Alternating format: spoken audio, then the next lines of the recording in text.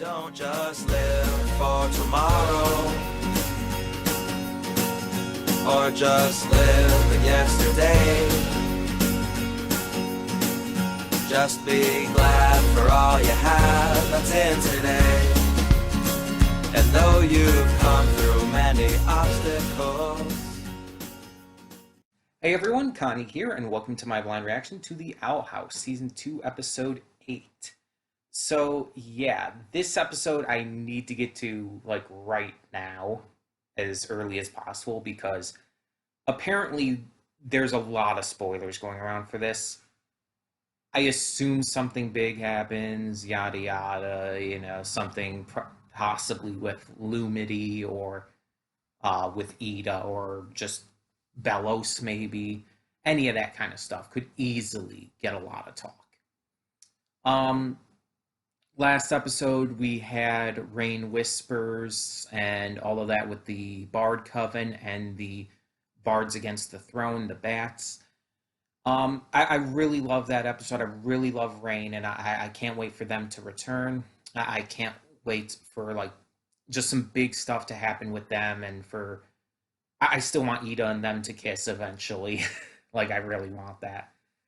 Because I'm really on board with the ship, especially since the episode basically canonized it. But I'm also just really on board with Rain's character, just instantly shot up as one of my favorite characters of this series, even above Ida herself. So that's saying something for me to like a character that much, that quickly. But yeah, I'm excited to see what we have in store. So, we're going to get on with it. We're just going to get into this episode, see what all the hullabaloo is about, and hope to be as impressed as I just have been in general with this season so far. So, when the screen fades to black, pause this redirect and go to the description below. Follow the link to the reaction, and after you watch it, come back here to the redirect and resume play.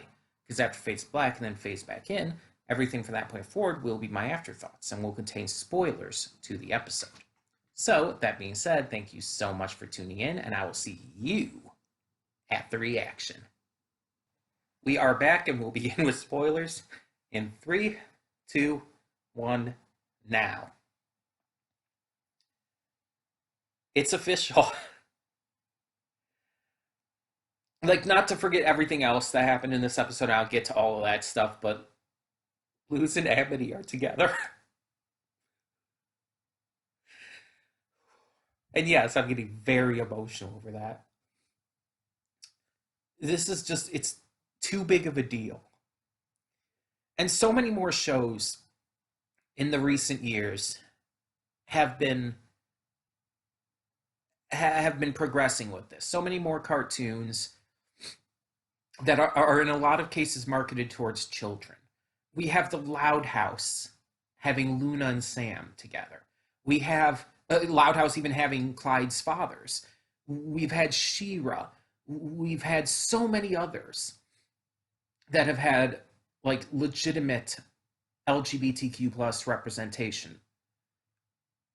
And it just keeps getting more and more prevalent because in the world it becomes more and more prevalent. More and more people are able and confident and secure enough with coming out. And so many still aren't, and that's perfectly okay, and that's perfectly valid. But with so many more people feeling safe to come out, whether as gay, as lesbian, as bi, pan, trans, ace, aro, everything under the LGBTQ plus umbrella, seeing this kind of representation is so important. And we need to keep seeing more of it. We need to keep seeing more gay characters, more just bi and pan characters, more trans characters, more non-binary characters, and so on. And for a show that is doing as well as this series, for a show that's as big as this is right now, not only the fact that we had these two characters clearly showing interest in each other, Not only the fact that in season one we had this big dance moment that was just in and of itself revolutionary. The fact that even at that point, Amity wanted to ask Luz out. The fact that during this season, Luz has actively started to show interest in Amity as well. And the fact that we've gotten a non binary character with Rain Whispers, who we have confirmation now was dating Ida. And now they're fucking together. This means so much. That's why I'm getting emotional. That's why I'm crying over it. This matters. Representation matters. And especially when it's in shows that are marketed towards children. Even if they're loved by all ages, you have to acknowledge shows like this are, for the most part, marketed towards children. So children, LGBTQ plus children seeing this is going to help them so much. This is going to be so important for them being able to come out as themselves. Seeing this kind of stuff just so actively featured. Like, without question, it's important. And it's because, especially, no one in this world treats it as weird. When Luz in this episode tells Ida that she wants to ask Amity out, Ida's like, oh, do you, or she says, like, I was going to ask Amity out, and Ida's like, oh, do you want to? And she nods her head and everything. Or, no, I'm getting flustered. She tells Ida that Hootie was trying to help her ask Amity out. And Ida asks, oh, do you want to? And she blushes and nods, and it's like, then go for it. Ida she accepts it instantly. And mind you, Ida is also queer. We got confirmation of this with her with being confirmed that she and Rain were dating. But still, it's like none of this has ever been like showcased as being weird or anything even really unique or special to this world. It's just accepted. It's just natural. It's okay. And while that may not mirror our world, our reality, unfortunately as it is, that well, it's always wonderful to see that, because especially in a series that is so steeped in fantasy, we love to see these kinds of wish fulfillment things. We love to see when our hopes are manifested in a series that we already love. It matters. And the only thing that would have been more perfect was if this would have happened during Pride Month, obviously. But the fact that it still happened, the fact that Luz and Amity are officially girlfriends now, is such a big fucking deal. And it's just, it is the best thing. But this episode had so much more going for it. So the episode fully is about Hootie trying to help the other residents of, well, himself, the Owl House, just with their day-to-day problems. He's sending a letter to Lilith talking about his exploits and how he has been trying to help his friends with what they needed. Starts with King. King is wondering about where he's from, so Hootie decides to try to help figure that out, giving him some lessons on demons and trying to use some different tactics to try and figure out what kind of demon he is, as kind of this first step to figuring out, well, just in general, who he is. He even gets help from the Nose Kid character. I think their name is just like Big Nose or something like that. It's something super simple like that. And I know they're voiced by Dana Terrace. so that's fun as well. But they help out, and it's just really funny and ridiculous. And we're getting to know about the specific types of demons. Specifically, there's bug demons, there's bipedal demons, and there's beast demons. And I think that King would probably be either beast or bipedal, or maybe some kind of mix of the two, possibly. There doesn't seem to be any like bug demon anything to him. But Hootie's trying to help, and things aren't going so well until eventually King unleashes magic. He actually uses magic for the first time, which is something that demons do have the ability to use typically, but King has never shown the ability for. However, because of his being upset and everything, he gets Hootie upset, and Hootie flees. So Hootie's next target is Ida. Ida is just avoiding sleep and trying to deal with becoming strong again. She knows Emperor Belos is planning something, and so she wants to try to regain her status as the most powerful witch on the Boiling Isles to be able to put a stop to everything, and presumably to save Rain as well.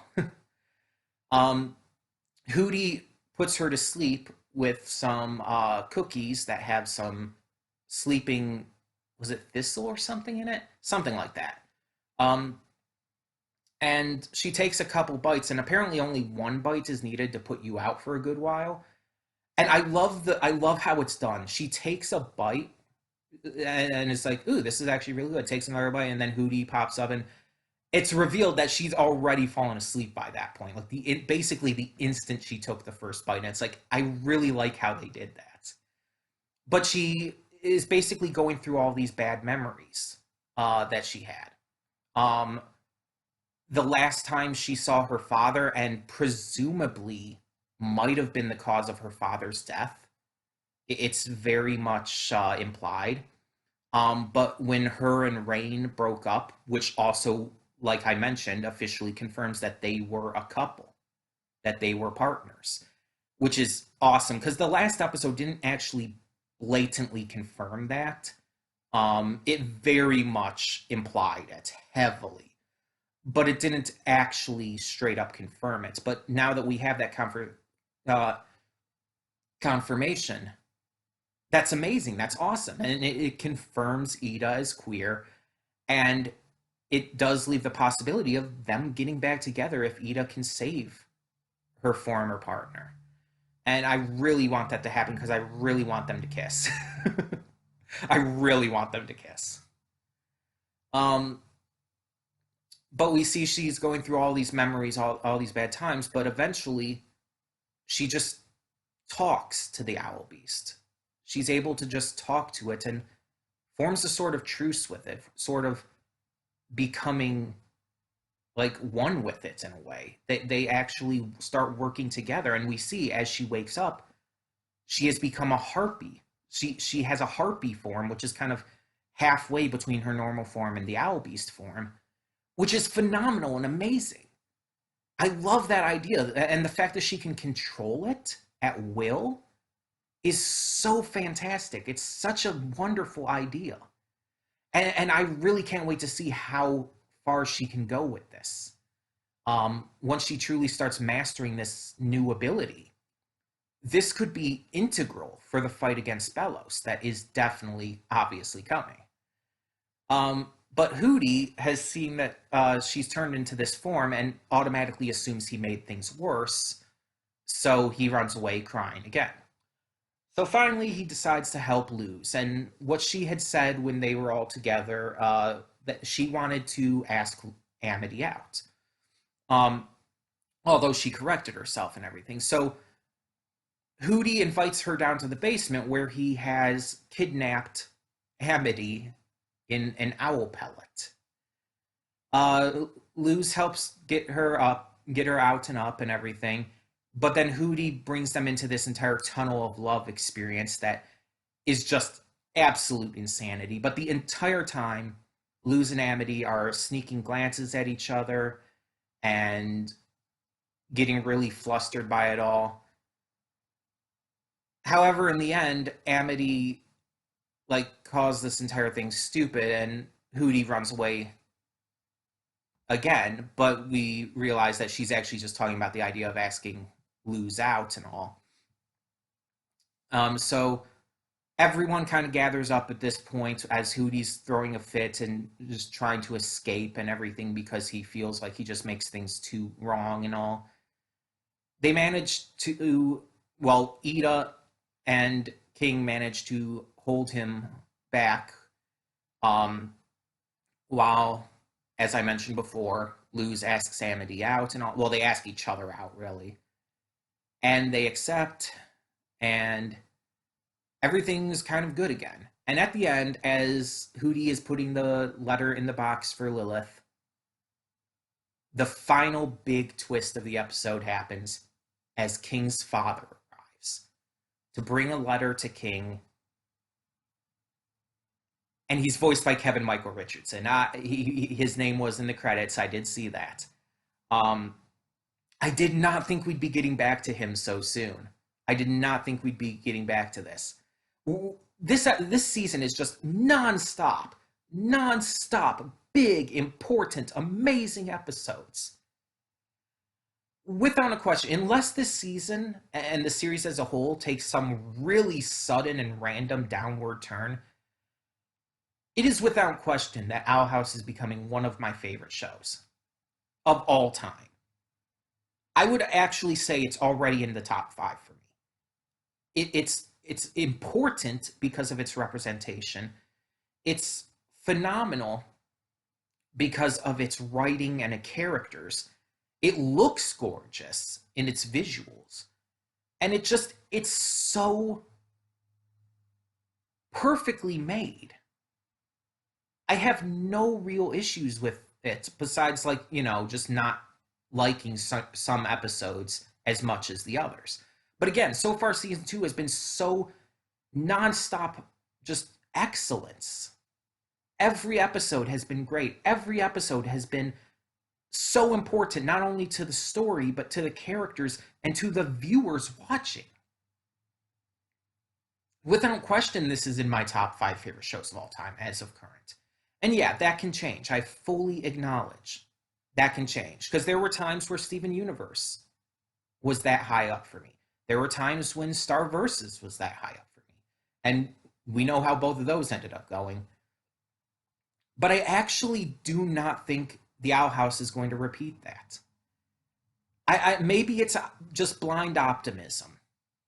But I actually have a lot of faith, even with Disney trying to fuck over this show by shortening season 3 and all.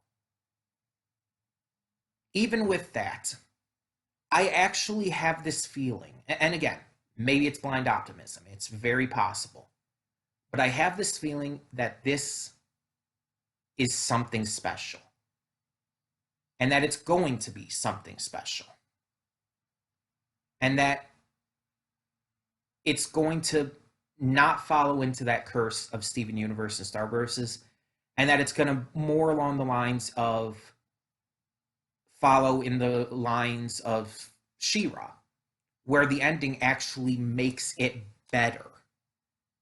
Because the ending of She-Ra actually made the entirety of the series better. And I'm thinking that even if Disney continues to fuck over this series, and even if we don't end up getting anything beyond that shortened 3rd season, which, I mean, God forbid, I don't want that to happen. I hope we get more. There is still a possibility for a season 4, or even maybe a TV movie or something. But even if season 3 is the end, I trust in Dana and the team to really give us something special.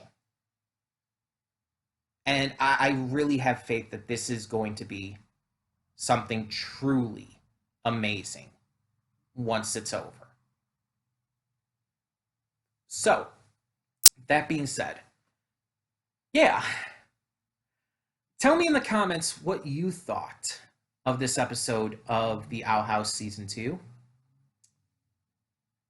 And thank you all so much for continuing to tune in. And a special thank you, a very deep special thank you to Smurf for choosing this as a donation reward back in season 1 after I had originally dropped it. Thank you for having me continue this, because I don't know if I would have otherwise. I don't know, honestly, if I would have or when I would have otherwise. So being able to be caught up like this and watching it week to week, and the fact that it's become so important to me, it's honestly partially because of you. So thank you very, very much. And thank you to everyone who posted on the Discord about how this episode, how people should definitely try to avoid shit with this episode, because yeah, this episode was insanely spoilery.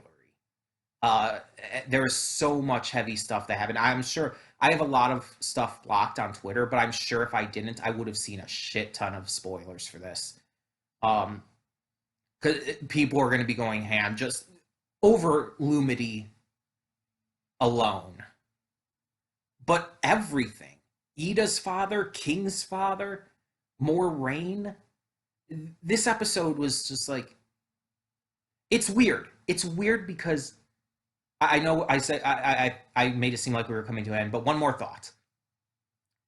Hootie is one of my least favorite characters in this series. I find him honestly kind of annoying. And this episode was so focused on him because it was him trying to help his friends with their problems. And yet, this is easily one of my favorite episodes of the series. If not, it could be my favorite. It could be my number one. I don't know. I'd really have to think about it a lot more. I'd probably have to watch it a couple more times to even get close to making that assumption. But it's like, and it's not even just because of Lumity. It's everything. Even just the pacing of it was phenomenal. The setup behind it, just all of the big stuff we got in it. This episode was huge. And it was so well executed with all of its big twists and turns and important moments and revelations and canonizations of ships. It's such a huge episode and so well executed on that hugeness. And so it could easily be my favorite of the show. But again, it's way too early to say that. A lot of this might just be initial hype. I've got to see the episode again, probably a few more times. Got to really think it through before I can even think about saying something like that. But like I said, in the meantime, tell me in the comments below your thoughts, and thank you so much for tuning in. For now, I'm Connie, and I'm signing off. See y'all next time.